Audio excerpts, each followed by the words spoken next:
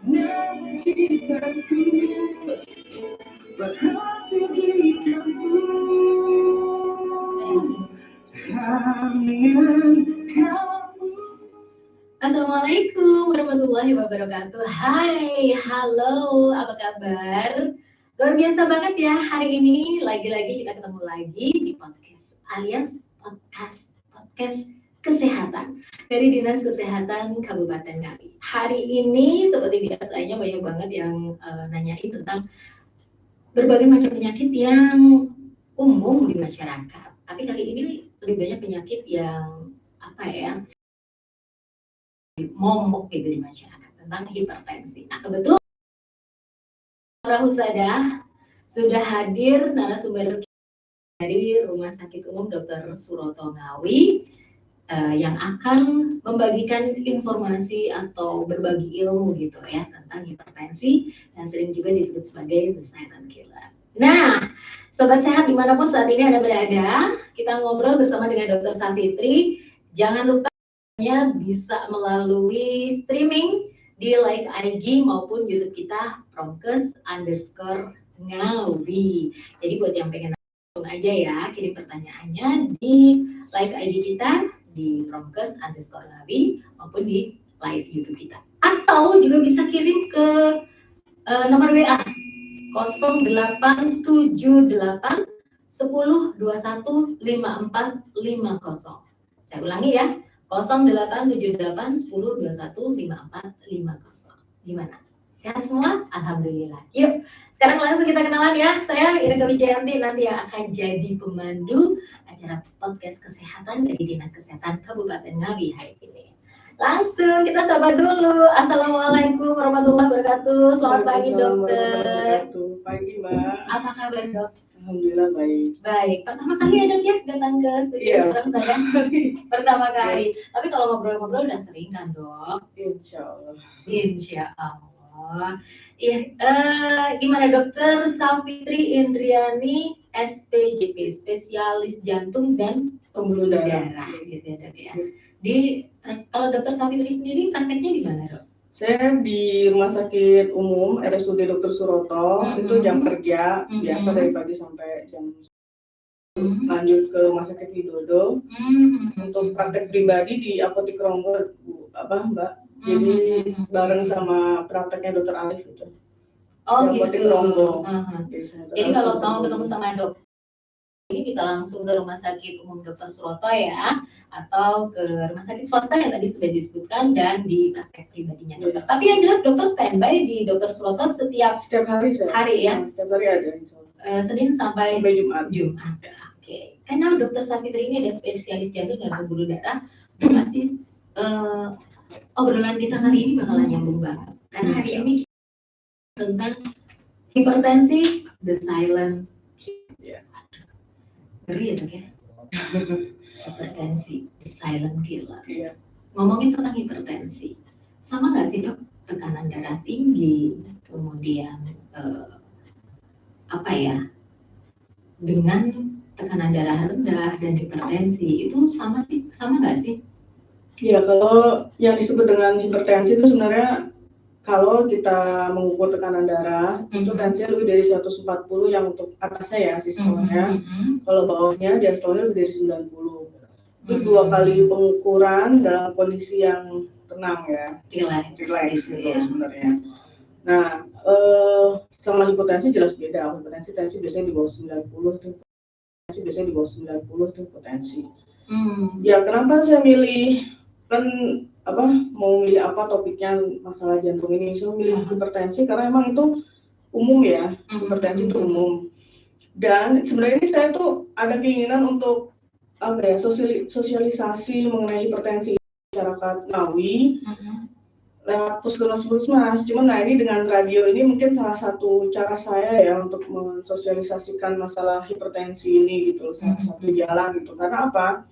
Sering saya temui di poli saya baik dari rumah sakit maupun di praktek pribadi itu ketahuan hipertensi setelah perburukan gitu, maksudnya taunya telat gitu. Atau memang basicnya orang tuh tahu kalau itu hipertensi tapi ya nggak diobati karena alasannya nggak ada keluhan gitu.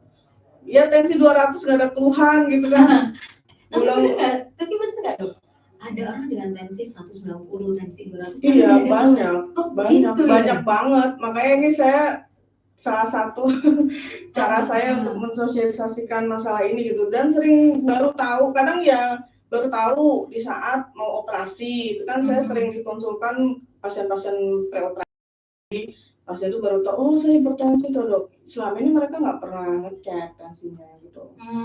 Dan kadang hipertensi itu terus terang agak disepelekan sama orang-orang. Jadi mereka nggak takut.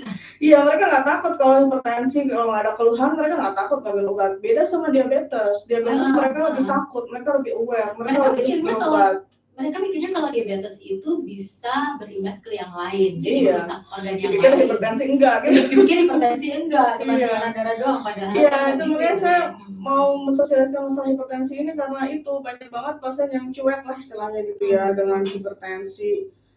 Kalau dibandingkan sama diabetes gitu loh maksudnya. Kalau diabetes mereka lebih takut, mereka lebih rajin mengkonsumsi obat, lebih patuh lah gitu istilahnya. Tapi kalau hipertensi banyak yang menyepelekan, banyak yang baru tahu kalau dia hipertensi setelah usia-usia tua, bahkan ya tahu-tahu stroke, tahu-tahu serangan jantung, tahu-tahu gagal ginjal. Nah, ini yang saya mau mau sosialisasikan, jangan sampai gitu loh, sampai efek samping hipertensinya itu terjadi gitu. Oke. Ya. Tapi ngomong-ngomong dok, sebenarnya apa yang membuat hipertensi ini berbahaya?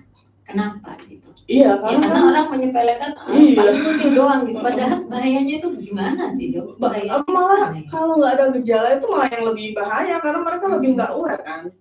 Tensi 190, tensi 200 nggak ada keluhan, nggak berobat, tahu-tahu stroke nanti. Kalau hipertensi itu yang diserang apa dok?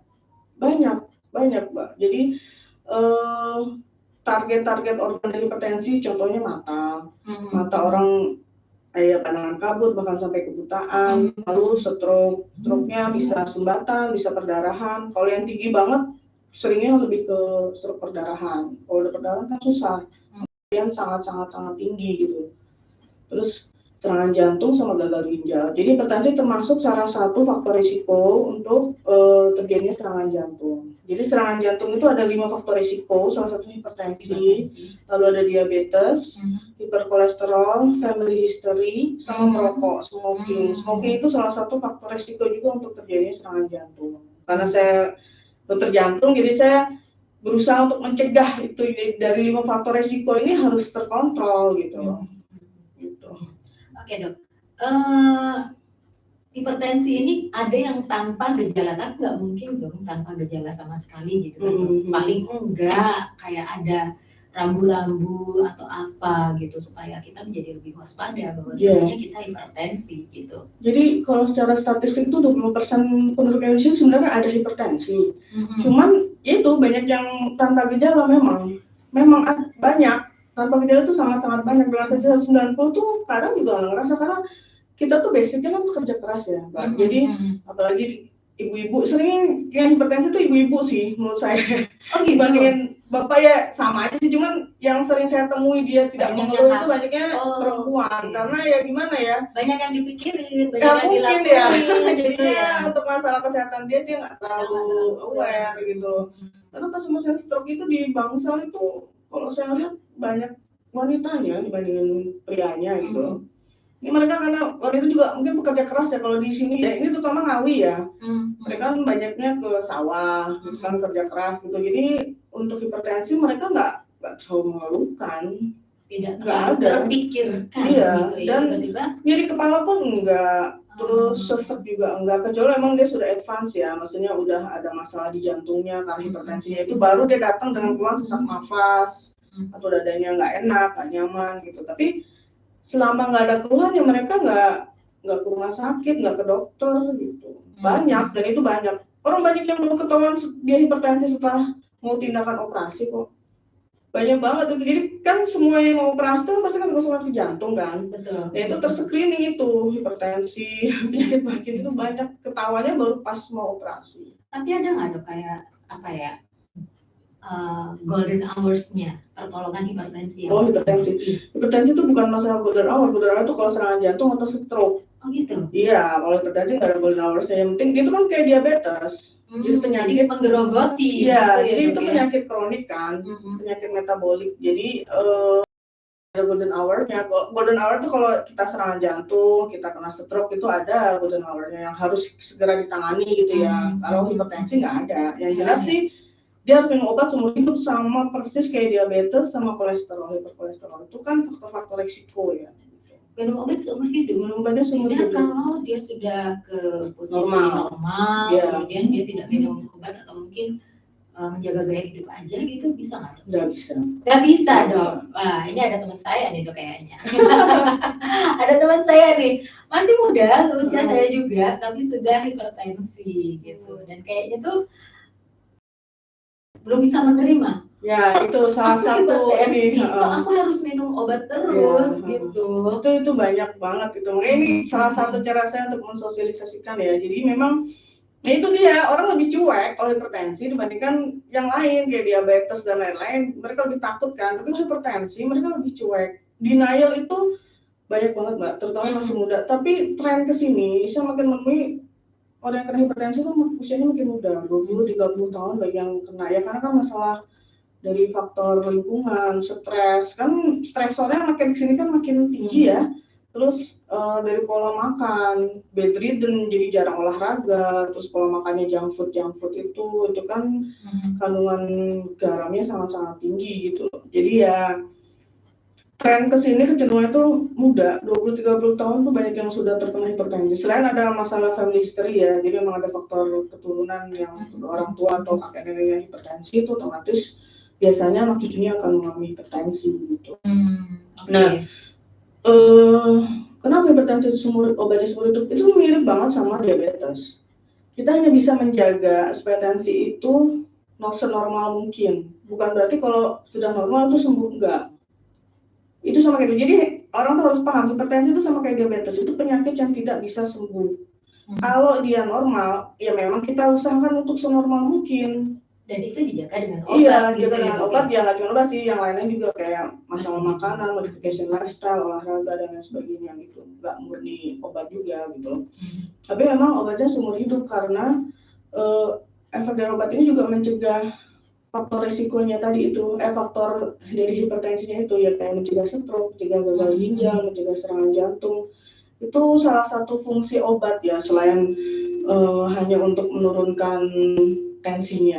Itu lebih ke efek samping dari hipertensinya itu sebenarnya, Mbak. Oke. Ini ada WA yang sudah masuk ini, Dok, ya. Sudah sejak beberapa waktu yang lalu, kebetulan ini teman saya, lagi dengerin saya juga, lagi nonton saya di YouTube.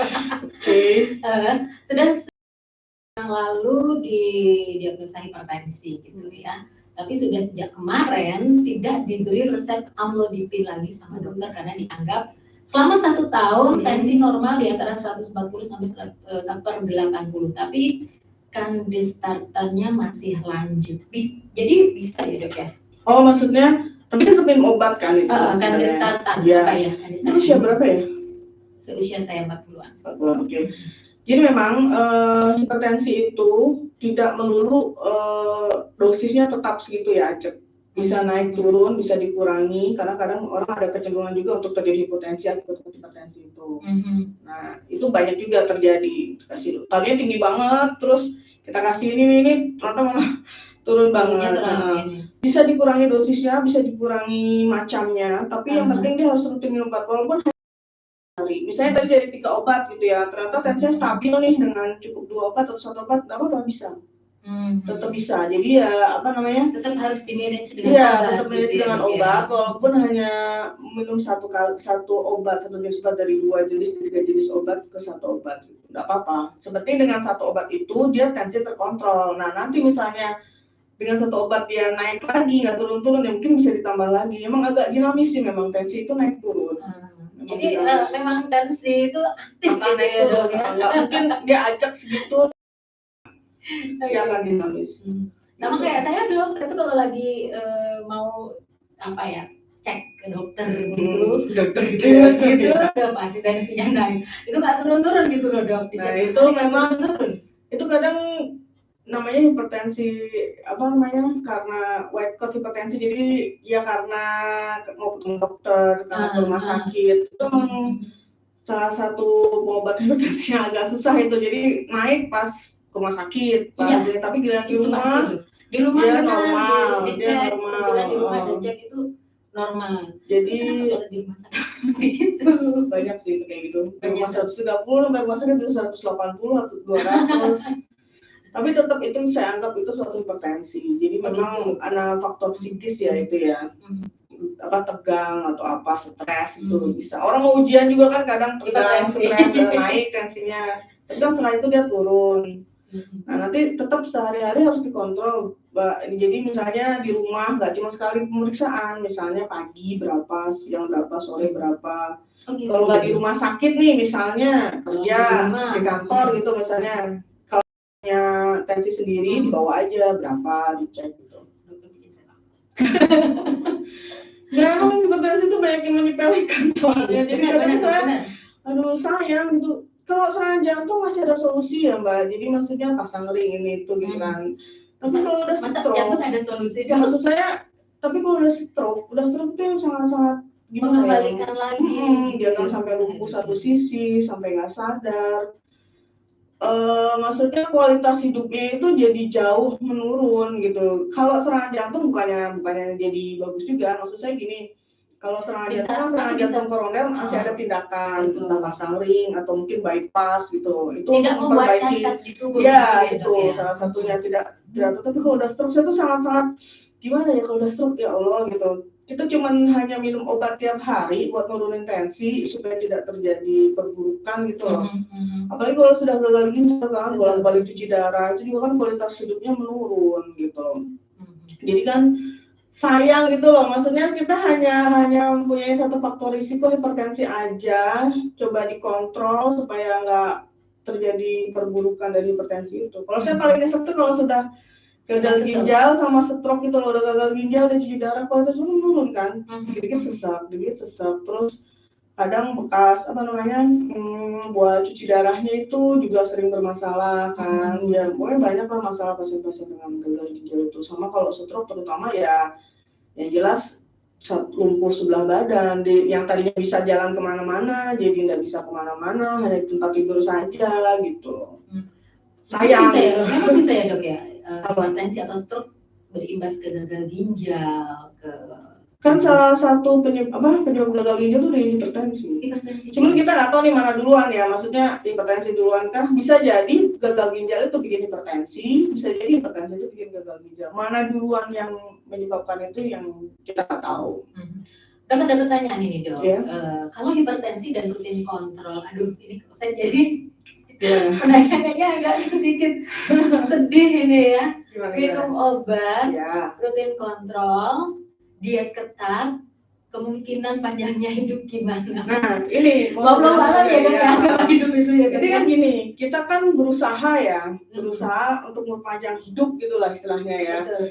Jadi minum obat ini, jadi menjaga supaya misalnya kita dengan hipertensi udah 1 tahun, dia nggak pernah minum obat, nanti kayaknya ini bakal serangan jantung nih 2 tahun lagi gitu, misalnya ya, atau kena gagal ginjal nih 2 tahun lagi. Tapi dengan obat harapannya memperpanjang, misalnya dia yang harusnya kena serangan jantung atau gagal ginjal atau stroke misalnya 2 tahun lagi, tapi diperpanjang misalnya 5 tahun atau 10 tahun lagi, 20 tahun, atau bahkan harapannya nggak gitu ya, kena gitu loh. Atau mungkin dia meninggalnya karena yang lain dia gitu. Kalau mereka walau kita kan yang penting kita berusaha untuk menjaga supaya si tensi terkontrol, supaya umurnya itu panjang gitu loh. Jadi akibat hipertensinya itu tidak cepat terjadi, yang harusnya setahun dia udah stroke, tapi gara-gara minum obat nanti dia 5 tahun lagi, 10 tahun lagi, harapannya nggak ada gitu loh. Itu sebenarnya fungsinya, fungsi obat itu mencegah komplikasi hipertensinya, lebih ke situ, selain buat turun tensi kan gitu. Ya harapannya tidak terjadi komplikasi dari hipertensinya itu sendiri gitu. Oke, pertanyaan lagi dok, mitos atau fakta, dan tolong diberikan penjelasannya. Kalau minum obat HP akan lebih resiko, bahkan bisa menyebabkan sakit ginjal. Ya itu banyak banget di kalangan masyarakat juga seperti itu, tuh banyak banget yang nanya sama saya juga. Jadi pikirannya jangan dibalik, kalau minum obat terus ginjalnya rusak. Justru kalau dia nggak minum obat ginjalnya lama-lama rusak karena tensinya nggak terkontrol itu gitu loh. Oke. Jadi sering banget orang nanya sama saya gitu, dok saya minum obat terus ginjalnya nggak rusak nih dok gitu kan. Jadi bu pikirannya gitu loh. Jadi dengan minum obat ini justru mencegah kerusakan ginjal gitu loh. Yang seperti saya bilang tadi, jadi ya harusnya dia kena 1 tahun lagi jadi nggak tahu deh, jadi mundur gitu loh, 5 tahun 10 tahun lagi baru kerusakan ginjal. Jadi jangan, ya emang di awal bilangnya begitu ya, beredar itunya beritanya begitu. Jadi ya berkali-kali juga saya tekankan ke pasien, jangan dibalik pikirannya, kalau minum obat terus merusak ginjal. Justru kalau nggak minum obat ginjalnya cepat rusak gara-gara tensinya nggak terkontrol gitu. Oke dok, ada lagi yang tanya, istri saya sedang hamil 5 bulan, cek rutin ke dokter kandungan, tapi tensinya itu tinggi banget, dan dokter menyarankan. Disebutkan nggak berapanya? Oh, tidak disebutkan, ya.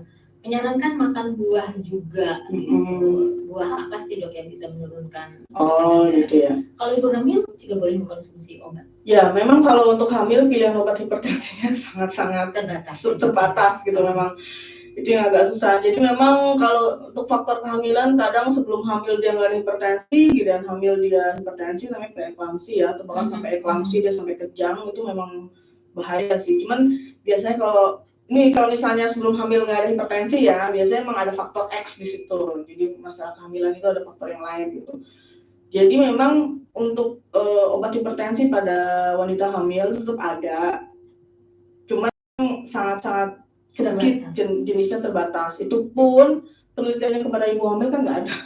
Siapa yang mau meneliti ibu hamil sama nyusuin? Siapa yang mau ibu hamil? Iya dikasih.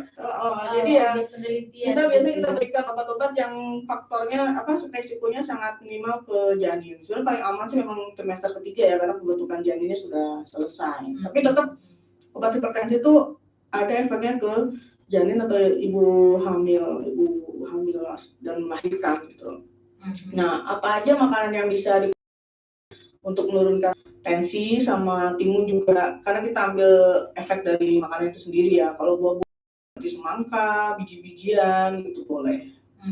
Katanya kalau seledri sama timun itu menurunkannya bisa drastis. Iya, tiap orang beda-beda juga sih. Ada yang cepet, ada juga yang enggak, ada yang udah minum jus terus juga yang turun-turun juga ada, udah saya kasih obat minum jus seledri juga ada. Makanya tiap orang tuh responnya beda-beda. Makanya ya itu kita melihat tiap orang itu beda-beda gitu. Sebenarnya ada pertanyaan di live IG nih dok, tapi saya lewat ini, jadi udah nggak. Kalau kakak nggak bisa lihat lagi. Nggak bisa kebaca. Boleh diketik lagi kalau yang mau bertanya. Baca ini. Oke, ngomongin tentang hipertensi ya dok ya. Kebetulan ayah saya juga hipertensi dan sudah nggak ada karena hipertensi, kemudian itu tadi ke ginjal. Oke.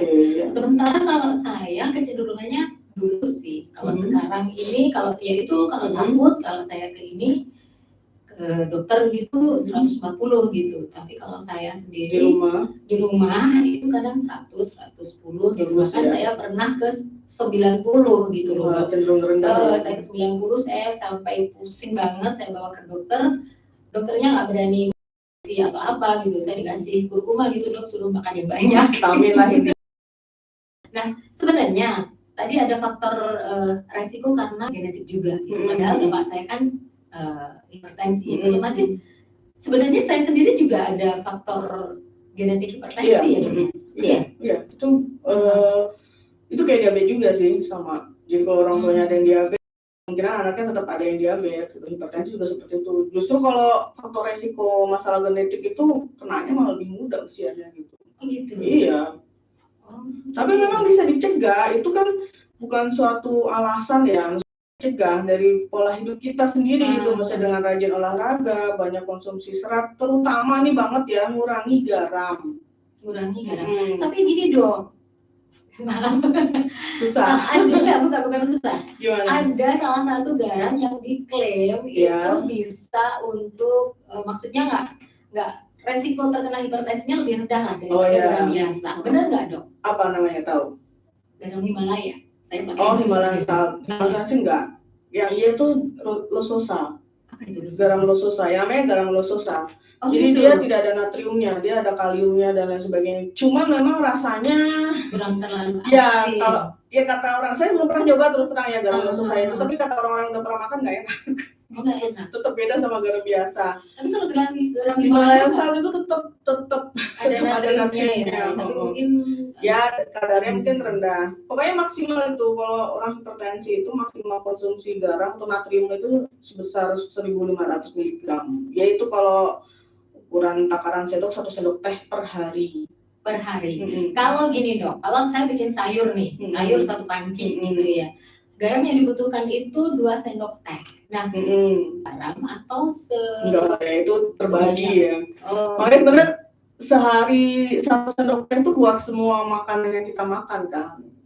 Mungkin kalau yang tadi sayur itu mungkin sedikit ya, tapi yang lainnya misalnya gitu kita makan cemilan, ciki-ciki atau mungkin makanan kalengan, itu kalengan jangan dipikir nggak ada natriumnya ya, natrium itu tinggi banget. Kalengan seperti apa dok? Ya sayur kalengan, sarden. Kalau nggak tahu kita kan jarang ya, kalau luar negeri itu banyak kalengan tomat kaleng itu kan natriumnya tinggi gitu. Tomat itu ada natriumnya dok? Kalau tomat buah segar enggak, yang kalengan. Itu kan termasuk pengawetnya mungkin ya, dia pakai untuk pengawetnya itu natriumnya tinggi sekali. Cuman menurut saya sih kalau di Indonesia jarang pakai orang kalengan ya, mereka lebih senang yang seger gitu. Cuman ya makanan kaleng kayak kecap tuh juga kan natriumnya kan tinggi sebenarnya. Kita kan agak asin. Kalau ini enggak pure manis gitu loh. Ya itu. Ini ada yang nanya ini dok, ini kayaknya sama seperti yang kita bahas tadi ya. Kadang tensi tinggi tapi tubuh tuh nggak merasakan gitu. Gimana ini cara mengantisipasinya gitu? Ya harus rajin ini detensi. Rajin detensi ya, apalagi kalau kita ada resiko gitu ya. Dia ada hipertensi ya, jelas. Dia jelas hipertensi gitu. Kadang tensi tinggi. Ya berarti memang itu hipertensi sepertinya. Kadang tensi tinggi berarti tahu, berarti di atas 140 kan tensi itu. Memang kan tensi itu dinamis, naik turun. Tapi kalau misalnya dia kecenderungannya tinggi, misalnya bolak-balik di tensi tetap di atas 140, berarti dia hipertensi. Apapun penyebabnya ya. Apalagi misalnya ada faktor keturunan dari orang tua, kakek nenek hipertensi, masih hipertensi, yaitu harus rutin tensi, jaga pola makan, ngurangi garam, perbanyak serat, biji-bijian kayak gandum gitu ya. Oatmeal itu, oatmeal itu kan bagus itu. Terus sayuran hijau, nggak cuma seledri sih, maksudnya kayak bayam, kangkung itu pun bisa. Nah katanya nih dok, ngomongin mitos ini dok, katanya sayuran hijau itu justru bisa meningkatkan tekanan darah tinggi kayak daun kangkung, daun singkong itu ya. Daun singkong gitu ya, iya sih. Terus juga katanya bayam juga karena banyak zat besinya gitu.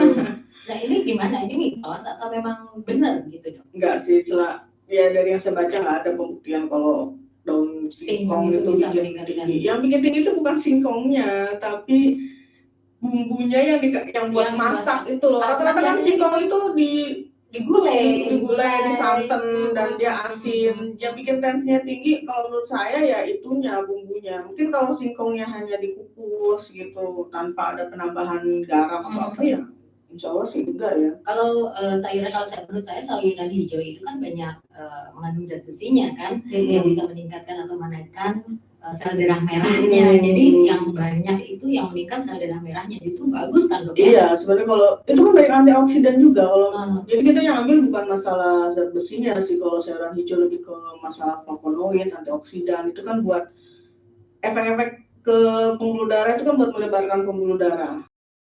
Bersihkan plak yang sudah ada di pembuluh darah itu tidak bisa. Cuman efek pembuluh darahnya itu melebarkan, tidak menyempitkan. Dan antioksidannya itu kan memang bagus kan buat tubuh gitu loh. Jadi kita bukan ngambil ke masalah zat besinya ya kalau untuk hipertensinya ini gitu. Lebih karena itu dia bisa melebarkan pembuluh darah gitu. Karena sebenarnya kalau hipertensi itu hubungannya dengan saluran pembuluh darah dan tekanan darahnya. Iya. Gitu ya. Oke.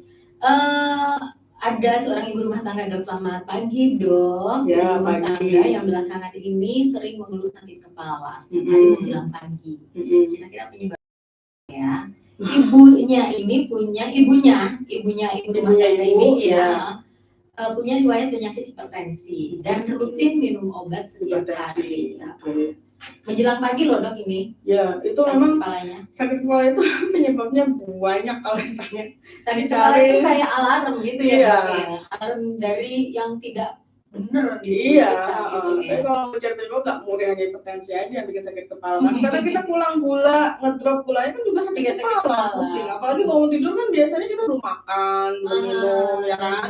Mungkin dia makan yang sebelumnya itu sore baru makan terakhir, terus ya wajar bangun tidur pusing ya, gulanya ngedrop bisa. Nggak harus karena hipertensi, tapi dia udah ada faktor resiko family history, jadi ibunya hipertensi, dia tetap harus aware, dicek tensinya itu. Kalau misalnya dia tidak ada hipertensi sama sekali selama ini, boleh dicek tiap tahun sekali. Dari umur 30 tahun ya, 30 tahun boleh setahun sekali, 6 bulan sekali, lebih sering lebih baik sebulan sekali, 3 bulan sekali. Bahkan untuk sehari sekali. Iya, kalau lebih punya alatnya lebih enak lagi, kita bisa ngecek kapanpun ya. Misalnya kan serumah sama ibunya, kita ikut pulang dicek lah gitu. Nah, kalau udah mulai tinggi itu waspada. Memang nggak harus langsung minum obat, kita bisa pakai modification lifestyle dulu. Tapi kalau ketawanya baru loh ya, bukan yang udah lama terus nggak mau minum obat, modifikasi lifestyle dulu nggak. Kalau baru bisa kita modifikasi lifestyle dulu selama 3-6 bulan, nanti evaluasi apa itu ya, makannya itu banyak serat, buah, mengurangi garam, mengurangi makanan yang kolesterolnya tinggi, dan rajin olahraga. Rajin olahraganya itu cukup setengah jam aja sih per hari, intensitas ringan sampai sedang seperti lari, jogging, jalan gitu ya, sepeda, renang, boleh. Itu olahraga berat buat saya. Jalan deh, jalan. Iya, kalau jalan oke. Kalau misalnya berat ya renang. Maksudnya renang itu bukan renang berenang ya, jalan sambil di kolam renang. Karena itu ada bebannya kan. Iya, dan kita kan kalau yang nyeri apa, lutut, sendi itu kan nggak terlalu berat ya jalan di air kan. Gitu. Jadi renang ya, kalau renang bisa, jadi satu alternatif. Yang jelas sih kalau mau olahraga jangan yang kompetisi, misalnya sepak bola atau badminton, tenis gitu. Kalau hanya latihan aja tanpa senang-senang aja, nggak apa-apa. Tapi kalau seperti nanti takutnya kayak si Aji Mas Adi itu. Nah, itu yang mau saya tanyakan dok. Tapi itu faktor-faktor lain, nggak tahu, maksudnya itu belum tentu karena benar nggak, kita nggak tahu penyebabnya. Benar-benar gini, ada yang pernah mengatakan bahwa jangan berolahraga malam hari, karena ketika malam hari pagi kita kan sudah beraktivitas, sudah capek gitu. Lebih karena malam kita diforsir untuk berolahraga. Lebih ke jangan terlalu malam. Saya emang kadang orang sekarang kan kerja sibuk, sibuk jadi baru sempatnya malam. Jadi sebenarnya dari waktu tidur sekitar 2 jam dari sebelum tidur kita terakhir olahraga. Tapi kalau mendekati itu ya nanti di metabolisme tubuhnya jadi berantakan gitu loh. Kita sampai mau tidur terus olahraga, terus gimana orang kita butuh slow kan? Disuruh untuk jangan terlalu ya, kalau mau malam minimal jaraknya 2 jam dari sebelum waktu tidur gitu loh. Tapi benar nggak sih tuh kalau olahraga malam, khususnya olahraga yang berat kayak nge-gym, kemudian badminton yang ini banget dan futsal, itu nggak baik buat jantung gitu? Sebenarnya bukan masalah malamnya ya, cuman forsirannya itu loh, terforsir nggak, tenaga kita terkuras nggak dengan olahraga itu. Kan namanya olahraga itu sebenarnya kan kita fun ya, maksudnya harusnya ya. Jadi jangan merasa terpaksa. Jadi makanya memang orang-orang tuh bilang, loh saya tuh tiap hari udah kerja kesana kesini terus nyapu, ngepel, nyuci. Itu kan berarti nggak bisa gitu, ya? Itu bukan olahraga.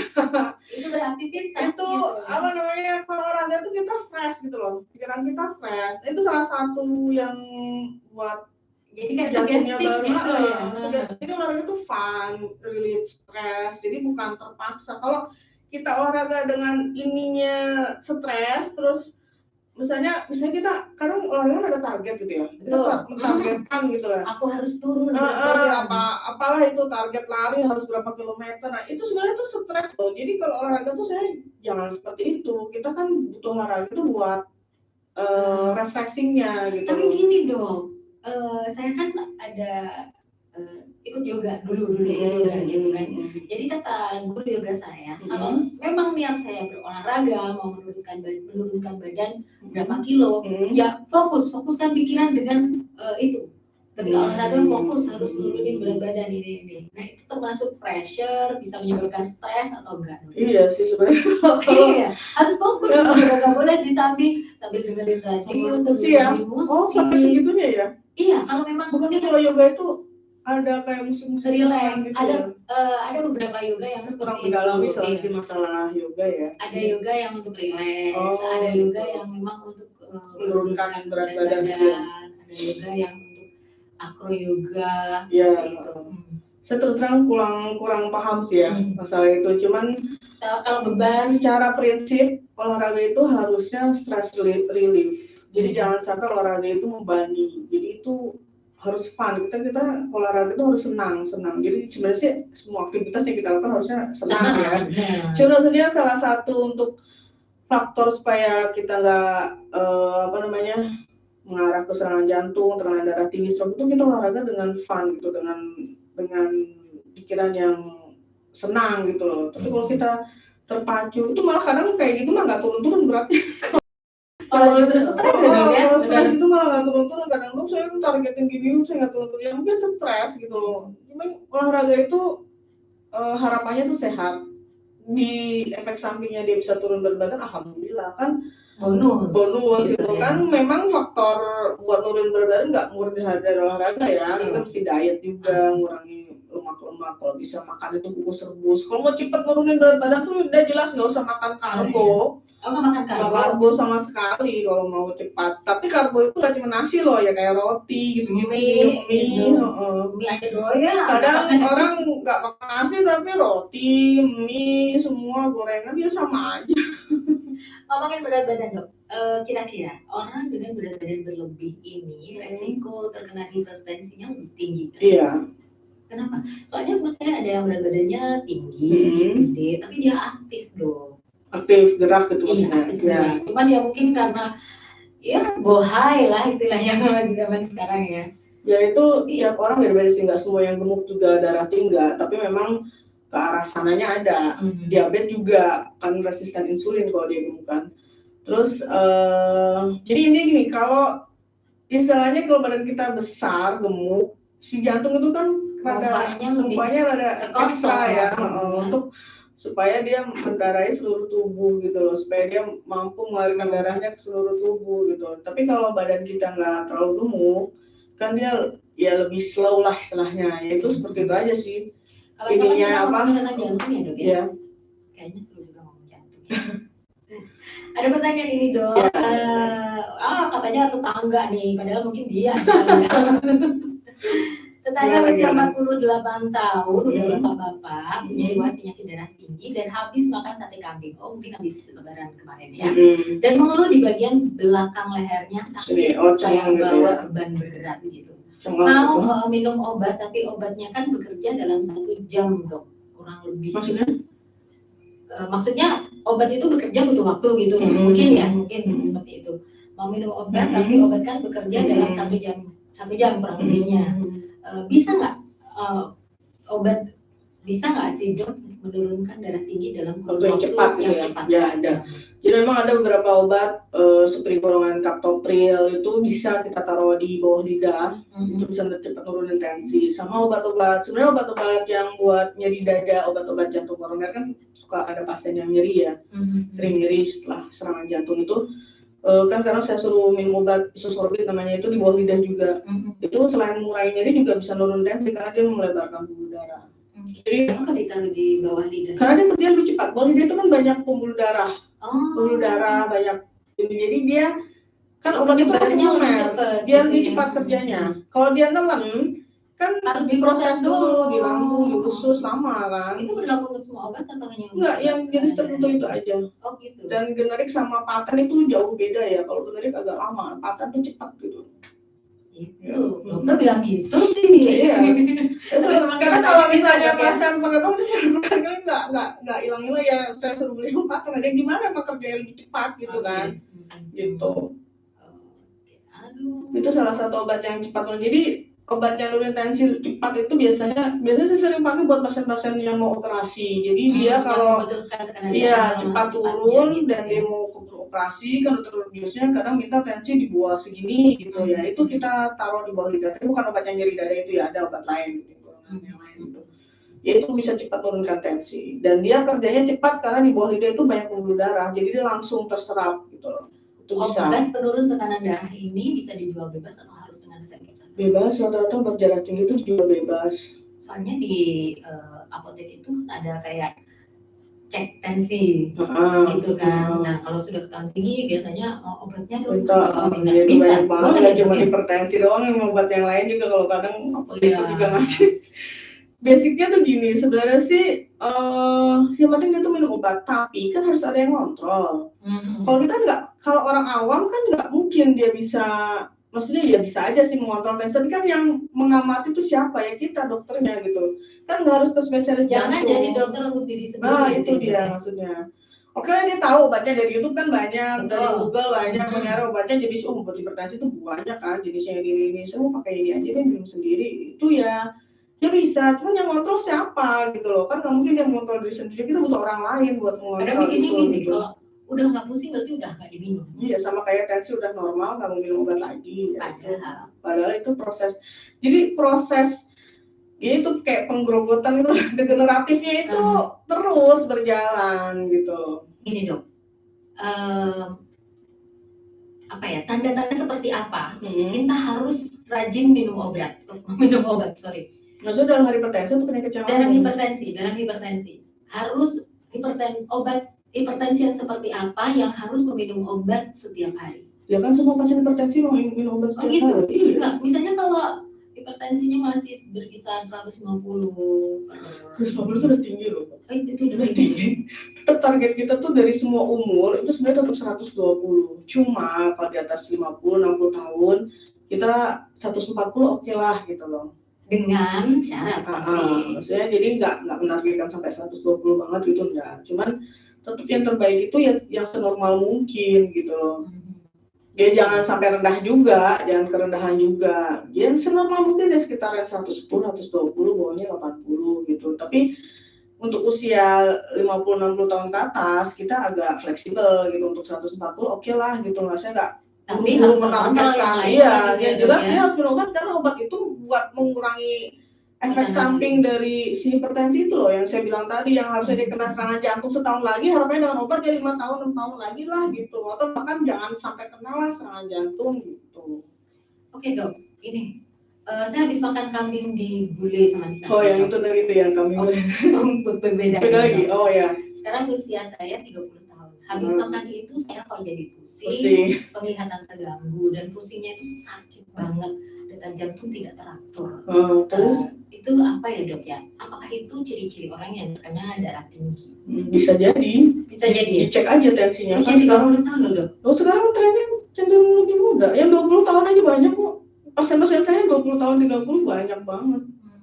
Yang serangan jantung 20-30 tahun aja ada, terutama yang cowok ya, kalau yang usia muda ya untuk serangan jantung. Cuma kalau hipertensi laki perempuan bisa kena semuanya. Mungkin dari kecenderungan sekarang itu trennya usianya lebih muda. Malah yang kalau di Ngawi terus terang usianya panjang-panjang, pasien-pasien itu baik yang 70, 80 tahun, 90 tahun, 100 tahun bahkan ada. Bahkan mereka nggak hipertensi malah kalau yang usianya panjang itu nggak ada hipertensi, tapi memang pembuluh darah itu kan makin lama makin kaku ya, sepanjang karena faktor usia, pasti lama-lama juga nanti akan hipertensi juga, karena kalau dia kaku nggak fleksibel, jantung kan agak ngumpet gitu mompanya, lama-lama dia akan hipertensi juga. Cuman memang kecenderungan sekarang trennya itu usia muda, kan faktor yang kita sehari-hari makan itu kan banyak junk food, itu kan garamnya tinggi, terus mungkin ada faktor keturunan juga, dia malas olahraga gitu loh. Iya, makanya jarang makan sayur, serat kan. Oke, ada lagi dokter tanya. Ya. Saya sering dengar nih dok. Ya. Saudara saya kan ada yang punya riwayat hipertensi, dia tuh orangnya subuh pendek sekali, mudah banget marah-marah gitu. Jadi kalau orang marah ini bisa meningkatkan tekanan darah atau gimana sih? Penjelasannya itu gimana dok? Ya, ada gini ya, kalau orang marah tuh gue kena hipertensi loh, atau hipertensi yang menyebabkan marah, atau marah yang menyebabkan hipertensi. Iya, bisa dua-duanya sih. Bisa dua-duanya ya. Duluan, mana hipertensi duluan. Memang kecenderungan hipertensi, tapi nggak semua sih. Memang banyak yang pemarah itu rata-rata hipertensi. Ya karena kalau dia marah kan jantung ekstra pompanya segala macam gitu. Terus memang nggak bagus juga untuk tubuh kan, orang sering marah itu, jadi ya kecenderungan hipertensi karena pas dia marah itu ekstra kan, jantung butuh ekstra, terus tekanan darahnya tinggi, terus detaknya cepet kan gara-gara itu kan. Kalau dia sering, ya kan sering begitu jadinya, pompa terus detaknya cepat. Kalau dia sering marah gitu, jadi lama-lama ya hipertensi. Oke. Dan memang rata-rata ketemu yang orang, yang pasien saya sendiri ya, yang marah suka marah tuh rata-rata tensinya emang tinggi. Ya memang kita nggak boleh gimana ya, kalau kayak gitu-gitu kan susah ya, itu sifat ya. Tapi sebaiknya memang jangan terlalu menentukan emosi lah gitu. Tapi ya dipendam juga nggak bagus, jadi gimana ya? Dua-duanya resiko. Gulai atau kambing itu bisa meningkatkan tekanan darah. Ya. Kalau saya ya, dibandingkan itu lebih baik jangan makan kerupuk. Kerupuk itu juga bikin hipertensi. Lebih baik kalau gulai kambing mendingan kita nggak makan daging gitu kan ya. Enggak, mendingan kamu makan daging daripada makan kerupuk. Jadi gini, kalau kerupuk itu kan kita nggak tahu minyaknya ya. Satu, minyak jelantah, minyak bekas. Yang kedua asin, jelas. Sudah pasti. Kerupuk tuh lebih bahaya dibanding daging sebenarnya. Nah, cuman kalau daging itu kita boleh sarankan ini daging merah, tidak ada tetelannya, nggak ada lemaknya. Daging merah tuh masih boleh. Cuman masaknya gimana? Jangan digulai. Gulai itu ada santan, ada garam, garamnya terus pastikan tinggi. Better di sate atau dipanggang, direbus malah lebih bagus gitu. Jadi jangan digulai, yang bikin tensinya naik gulainya, bukan dagingnya. Jadi sebenarnya kalau makan daging banyak-banyak juga nggak masalah. Nggak masalah gitu. Tapi daging merah loh ya, bukan yang berlemak. Termasuk juga daging kambing gitu. Iya, daging kambing sama sapi itu malah kolesterol tinggi sapi loh. Daging kambing itu malah lebih rendah kolesterol. Tapi kenapa daging kambing yang suka dikambing hitam kan? Ya karena dia makannya sama gulai itu yang bikin dia naik. Kalau dibakar tuh insya Allah sih, maksudnya mengurangi lah, kan bumbunya jangan yang asin. Itu yang mengurangi garam sih. Apa yang kita taruh bumbu ke bahan makanan itu yang harus kita perhatikan gitu loh. Terus gini dok, katanya kalau makan gulai, terus kan ada itu side dish-nya, lalapannya. Jadi kayak ada acar gitu, terus bawang merah yang diiris-iris kasar itu katanya untuk menetralkan supaya tidak terkena tensi tinggi. Jadi coba aja. Enggak ada bilang pokoknya kalau gulai itu ya nggak boleh ya bumbunya itu. Mau menetralkan artinya tuh garamnya udah masuk kan. Soalnya kalau gulai terus apa ya, makanan-makanan yang ini tuh kayak terlalu banyak lemaknya gitu ya. Pasti dibikinnya tuh yang gulai kan pasti jeroan sama tetelan kan itu maksud. Mana ada gulai daging? Ada nggak gulai full daging? Pasti ada tetelannya, ada jeroannya. Itu kan juga kolesterol tinggi. Nah ini dok, ini teman saya, kata teman saya. Gimana? Kulit itu kan nggak bagus ya dok ya. Tapi kalau kulit yang kulit sapi, kulit ini yang kikil ada, gitu ya? Kikil itu kan katanya ada kayak kolagen atau apa. Itu lemak yang bagus katanya. Bener nggak dok? Kalau ini teman saya lagi dengerin nih. Kalau dari ini sih semua kulit, tapi saya lebih kalau di guideline itu cenderung ke masalah kulit ayam, bebek gitu ya. Karena itu kan lemaknya tinggi, nggak boleh kita makan itu, makanya dagingnya aja. Tapi kalau kikil itu tetap menurut saya sih ya tetap. Kikil itu kan tempat nempelnya lemak juga kan dok ya. Sedikit banyak pasti ada lemaknya gitu. Iya. Sarannya tetap yang mending dagingnya aja, tetap kulitnya itu. Daging itu lebih penting lah dibandingin yang lainnya, termasuk kikil dan jeroan, termasuk kerupuk mendingan makan daging sapi atau daging kambing gitu. Ngomongin tentang makanan yang bisa menyebabkan tekanan darah tinggi dok, ibu saya ini lagi seneng banget makan jengkol. Masalahnya ibu saya itu penderita hipertensi. Kalau kebanyakan makan jengkol, apakah bisa menyebabkan tekanan bertambah? Gitu. Itu dimasak pakai apa dulu, dimasak sekali lagi gitu ya dok ya. Kalau jengkol murni mungkin nggak segitunya ya, maksudnya cuma direbus atau digoreng sambal tanpa bumbu gitu ya misalnya. Oke, itu apa bahan masakan dicampur ke jengkol itu apa dulu? Gulai jengkol lagi. Nah ya kalau tinggi garam ya pasti dia bisa lah. Temen jengkol itu memang nggak boleh terlalu banyak karena dia kan purinnya tinggi. Karena kayak asam urat itu kan. Kalau misalnya dia udah bermasalah dengan ginjal, kadang itu buat ngeluarin purinnya dari si jengkol itu rada susah. Orang kayak ada keracunan jengkol itu kan dia ya kayak gitulah. Oke. Tapi kalau dia udah ada masalah dari ginjal atau kalau nggak ada masalah ya nggak apa-apa juga. Tapi sebenarnya ada nggak dok makanan yang benar-benar bisa menyebabkan tekanan darah tinggi? Nggak ada sih, lebih ke faktor resiko aja sih ya. Jadi maksudnya modification lifestyle. Maksudnya bukan berarti misalnya makan junk food langsung tensi tinggi, enggak kan? Itu kan berkali-kali kan. terpapar makanan itu gitu loh maksudnya. Memang lebih bagus tuh makanan itu yang nggak pakai apa-apa, cuman kan namanya kita lidah, kalau di luar negeri kan mereka minimal bumbu loh, cuma paling bawang putih gitu kan. Ya, mereka jarang goreng kan. Nah, banyak bumbu, tapi kan kita kan terbiasa rempahnya. Terus kalau nggak asin tuh nggak terasa, nggak ini mecin itu kan. Kalau Indonesia tuh terbiasa berbumbu, jadi ya susah kalau kita mau membiasakan makanan itu nggak ada rasanya itu ya orang nggak enak gitu kan. Rata-rata kalau lagi nafsu makan enaknya makan santan kan, yang berbumbu santan. Jadi dia ada nafsu makannya. Saya nggak nafsu juga dong, saya baru nafsu dong. Jadi Indonesia itu sudah terbiasa rempahnya itu lumayan, terus kalau nggak gurih nggak berasa. Beda sama kayak misalnya di Cina atau di mana gitu ya. Yang mereka hanya minimal banget bawang dikemek gitu, dikukus udah. Mungkin hanya mainan kecap gitu kan, kecapnya pun sedikit gitu loh, nggak terlalu ini. Kalau kita kan kalau nggak berasa pakai saus gitu biasanya kan ya, minyak wijen ya, jadi saus juga itu lihat natriumnya ya. Kalau beli sesuatu dengan hipertensi, dilihat kandungan yang ada di botol atau di kaleng gitu ya, dilihat natriumnya berapa persen, sebisa mungkin serendah mungkin, kalau bisa ya nggak ada natriumnya, tapi agak susah karena itu termasuk pengawet kan. Ya sebisa mungkin makan makanan yang segar, tidak terlalu banyak diberi garam. Nanti itu awal-awal sih nggak enak ya Mbak ya. Nanti lama-lama akan terbiasa. Justru tubuh itu merasa aneh kalau kita kasih garam. Jadi awal-awal itu memang susah untuk menyesuaikan lidah kita dengan makanan yang nggak terlalu berasa itu. Tapi nanti lama-lama makan, kalau misalnya udah terbiasa kukus rebus itu, makan yang berminyak-minyak tuh malah kita udah gak enak sendiri badan gitu. Nanti lah enak di badan itu. Kalau misalnya kita jarang makan yang terlalu asin, yang gorengan, sering kukus rebus gitu, nanti di badan akan enak sendiri, kerasa sendiri kok nanti. Jadi nanti lama-lama makan biasa. Tapi awal-awal emang susah karena udah terbiasa, kita tuh lidah itu banyak rempah gitu. Tapi dulu saya pernah saya coba makan diet gitu. Iya, lemes dong. Benar lemes.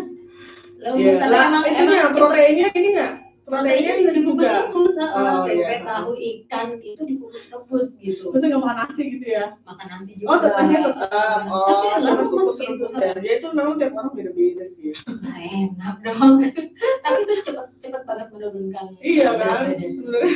Ini pertanyaan terakhir ya dok. Sebenarnya masih ada beberapa pertanyaan yang lain. Cuma saya pikir sama sih dengan yang kita jelaskan tadi ya, tentang resiko genetik tekanan darah itu kan.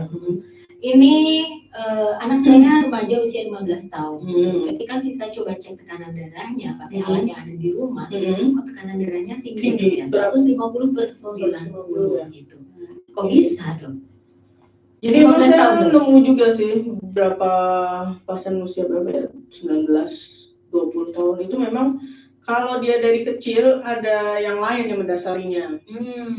Entah itu gagal ginjal atau penyakit jantung. Karena ada beberapa penyakit jantung bawaan yang bikin tensi itu tinggi. Jadi kalau masalah aorta itu biasanya tensi rata-rata tinggi gitu yang kena. Makanya itu harus diperiksa lebih jauh sih, dicari kenapa bisa tinggi tensi. Kemarin sempat ketemu yang usia muda juga, ternyata bermasalah ginjalnya, ada batu ginjal atau apa. Batu ginjalnya nggak ada, diambil tuh kemudian tensinya.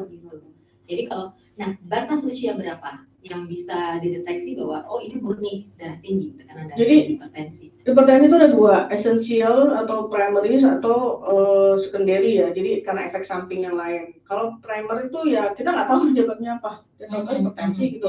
Dicari penyebabnya nggak ketemu atau memang kita nggak tahu penyebabnya apa, itu primer. Jadi ya murni hipertensi, nggak ada yang lainnya. Paling sering ya secondary itu.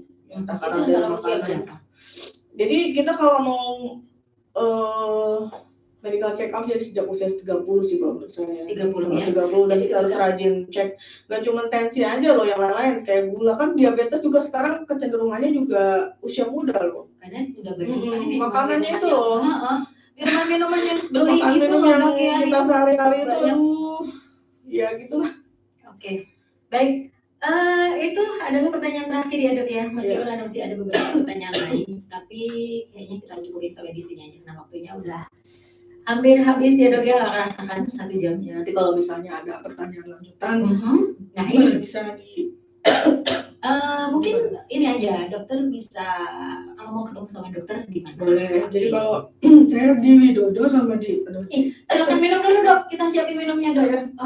Oke, monggo, silakan minum dulu nggak apa-apa gitu ya. Biasanya ini ada praktek di RSUD. Kalau di RSUD kan jam kerja atau Widodo atau praktek pribadi di apotek Ronggo itu malam biasanya setelah maghrib kalau itu.